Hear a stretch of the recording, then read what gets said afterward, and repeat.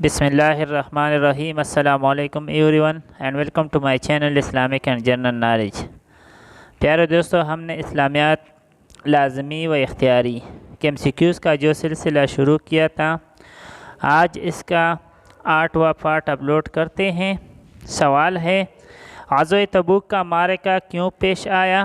جواب ہے، شام کے قبطی سرداروں نے مدینہ آ کر خبر دی کہ قیصر روم کی فوجیں مدینہ پر حملہ کی تیاری کر رہے ہیں اور رومی موتا کی شکست کا بدلہ لینا چاہتے ہیں۔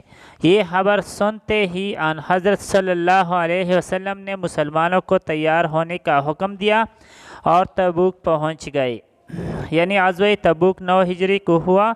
تبوک مدینہ اور دمشق کے درمیان واقع ہے اور اسی غزوہ کو نبی صلی اللہ علیہ وسلم کا آخری غزوہ کہا جاتا ہے۔ سوال، غزوہ تبوک کو جیش العسرت یعنی تنگی والا لشکر کیوں کہا جاتا ہے؟ جواب، غزوہ تبوک میں سامان رسد کی بہت زیادہ کمی تھی۔ اکثر صحابہ رضی اللہ عنہم اجمعین کے پاس سواری کے جانور نہ تھے۔ اوسطاً 18 آدمیوں کے لیے ایک سواری تھی۔ کئی مقامات پر درختوں کے پتے کھا کر گزارا کرنا پڑا۔ اس وجہ سے غزوہ تبوک کو جیش العسرت کہا جاتا ہے۔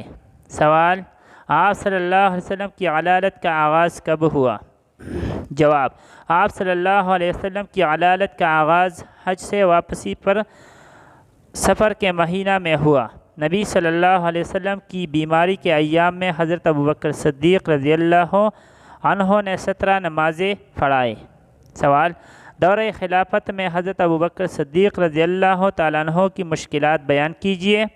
جواب، 1، مدینہ اندرونی طور پر انتشار کا شکار تھا۔ 2، منکرین زکوٰۃ کا ایک گروہ پیدا ہو گیا۔ 3، پورے عرب میں ارتداد کی لہر دوڑ گئی۔ 4، بہت سے لوگوں نے نبوت کا دعویٰ کیا۔ 5، شامی سرحدوں کی طرف سے عیسائیوں کے حملے کا خطرہ تھا۔ سوال، حضرت ابوبکر صدیق رضی اللہ تعالیٰ عنہ کے دور میں جھوٹے مدعیان نبوت کے نام تحریر کیجیے۔ جواب، حضرت ابوبکر صدیق رضی اللہ تعالیٰ عنہ نے اپنے دور حکومت میں جن مدعیان نبوت کے خلاف جہاد کیا ان کے نام یہ ہے: 1، طلحہ بن خویلد، مسلمہ کذاب، 3، اسود عنسی، 4، سجاح بنت حارث وغیرہ۔ سوال، حضرت ابوبکر صدیق رضی اللہ تعالیٰ عنہ کے دور خلافت کے اہم کارنامے بیان کیجیے۔ جواب، 1 نمبر، حضرت ابوبکر صدیق رضی اللہ تعالیٰ عنہ کے دور خلافت میں قرآن مجید کو کتابی شکل میں یکجا کیا گیا۔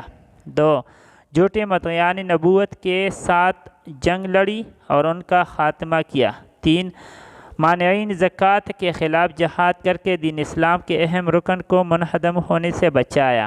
4، مرتدین کے خلاف جنگیں لڑی اور ان کو دوبارہ اسلام کی طرف مائل کیا۔